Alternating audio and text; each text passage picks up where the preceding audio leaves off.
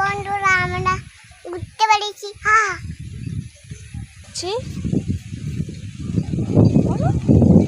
দেখো বন্ধুরা, আমরা ঘুরতে যাচ্ছি। ওইগুলো পেরে নাও, উপরে দেখাও।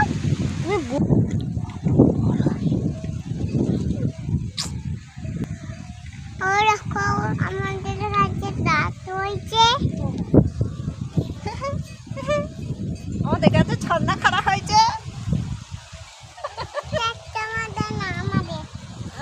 আমাদের কাছে আমরা ওইদিকে ঘুরতে যাই। বলো হাই যে, দেখো আমাদের একটা বড় মা ধান উড়াচ্ছে। ওই তো